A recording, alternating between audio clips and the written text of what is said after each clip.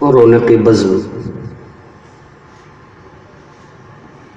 مشائخ اعظام،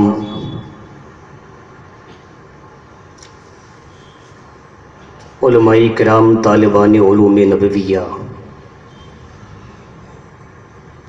و حاضرین محفل، السلام علیکم ورحمۃ اللہ وبرکاتہ۔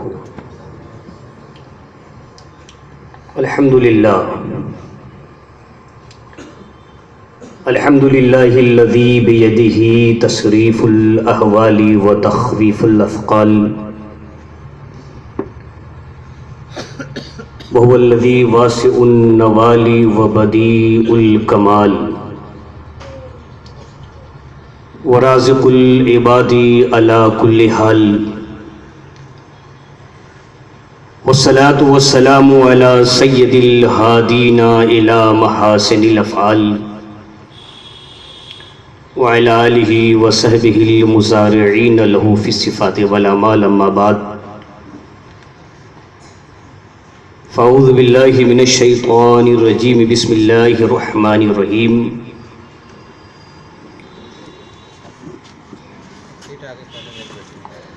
قال اللہ تبارک و تعالی فی القرآن المجید والفرقان الحمید، یا ایہا الذین آمنوا اتقوا اللہ وکونوا مع الصادقین۔ صدق اللہ المولانا العظیم وصدق رسولہ النبی الامین الکریم، ونحن علی ذلک لمن الشاہدین والشاکرین، والحمد للہ رب العالمین۔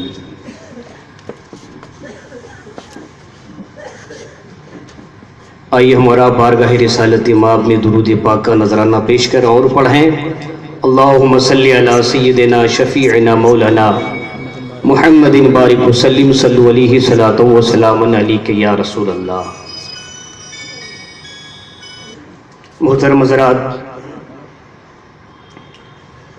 میں کوئی خطاب اور تقریر کی غرض سے یہاں پر حاضر نہیں آیا، اور نہ مجھے اس مختصر وقت میں کوئی تقریر کرنی ہے۔ بہت ہی خوش نصیب ہیں ردولی شریف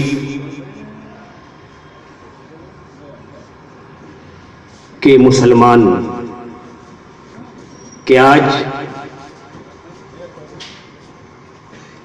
خانقاہ حضرت شیخ العالم کے سجادہ نشی، پیر طریقت، رہبر شریعت،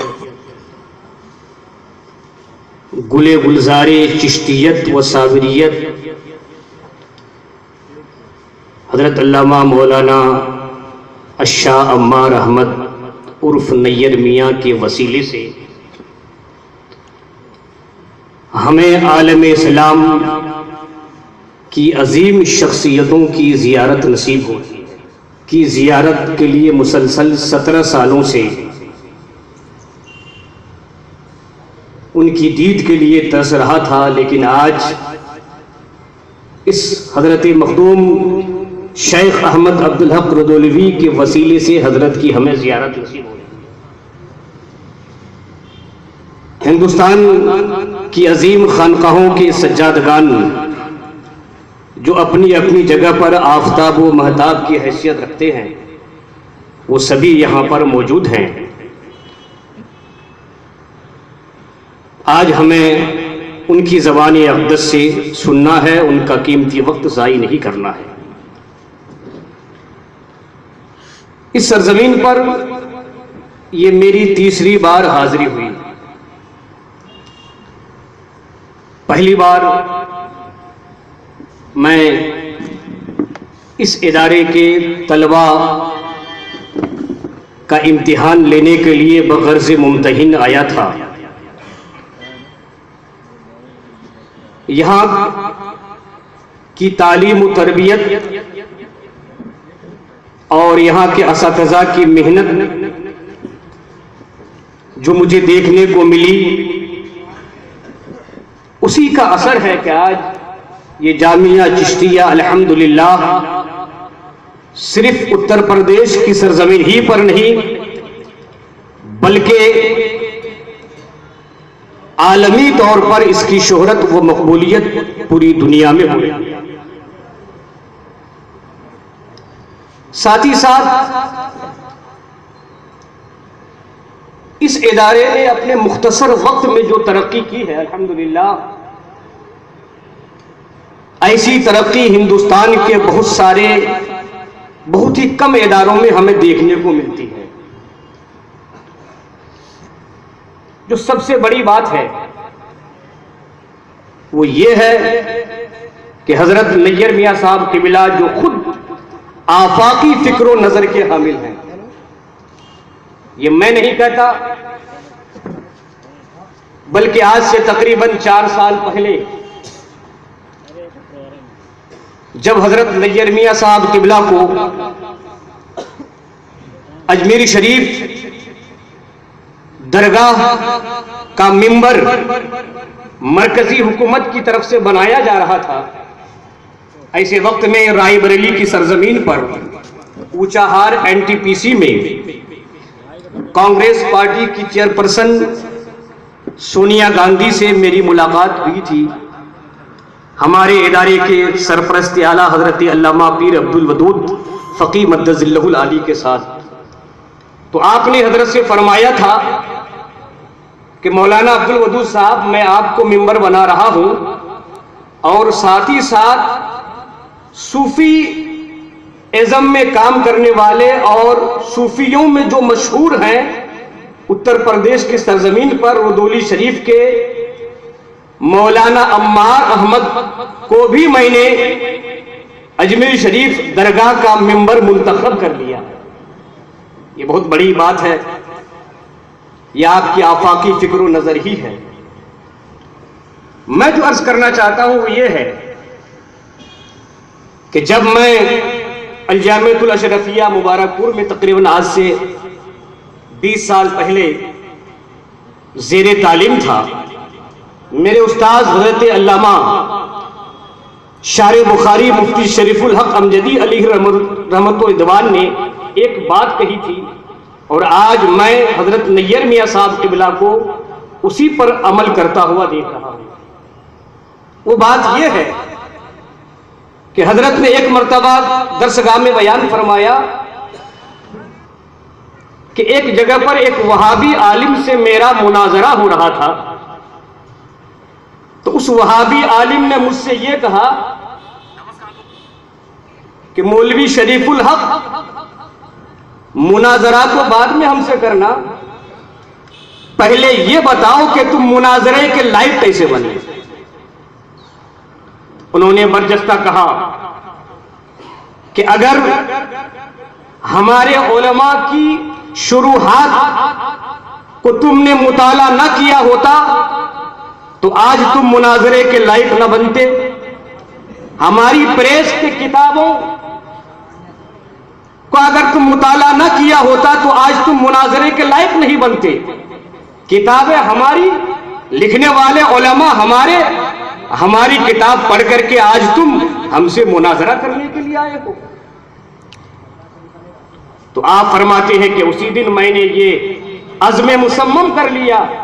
کہ دین کی ایک بہت بڑی خدمت یہ بھی ہے کہ ہمیں کتابیں لکھنی ہے اور پریس قائم کرنا ہے۔ اسی دن آپ الجامعۃ الاشرفیہ مبارک پور آئے، اور آنے کے بعد پھر آپ ماریرا شریف حضور امین میاں کی بارگاہ میں گئے اور کہا حضور میں اشرفیہ میں مجلس برکات کے نام سے ایک شعبہ نشر و اشاعت قائم کرنا چاہتا ہوں اور ساتھ ہی ساتھ میں شرح بھی لکھنا چاہتا ہوں۔ چنانچہ مفتی شریف الحق صاحب نے جو کتاب لکھی، جو شرح لکھی، وہ سب سے بڑی کتاب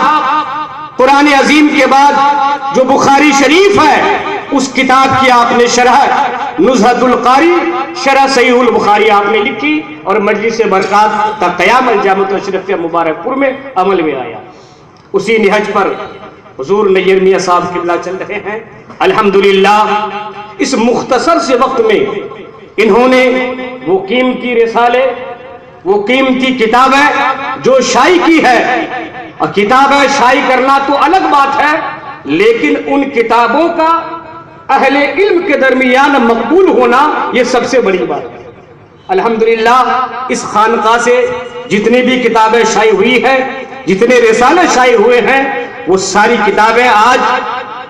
عالمی طور پر ہمارے اسکالر پڑھ رہے ہیں، اسے فیض حاصل کر رہے ہیں، نہایت ہی مبارکباد کے مستحق ہیں نیر میاں صاحب قبلہ کہ آج اس خانقاہ سے وہ 3 ماہی مجلہ شیخ العالم کے نام سے اس کی رسم اجرا ہے۔ میں دعا گو ہوں اللہ تبارک و تعالی اس رسالے کو دین دونی رات چوگنی ترقی عطا فرمائے، اہل علم اسے اکتساب فیض کریں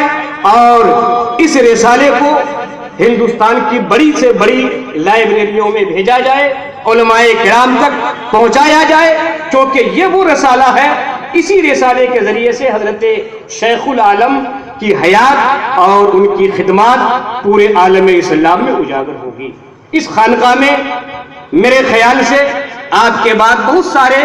سجادگان آئے، انہوں نے اپنے اپنے انداز میں کام کیا ہے، لیکن نیر میاں صاحب قبلہ کا یہ کام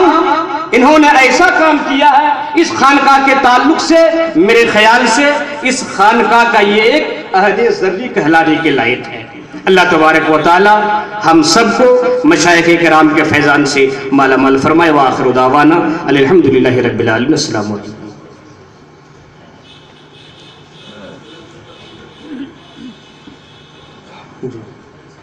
ہر لحظہ ہے مومن کی نئی شان نئی آن،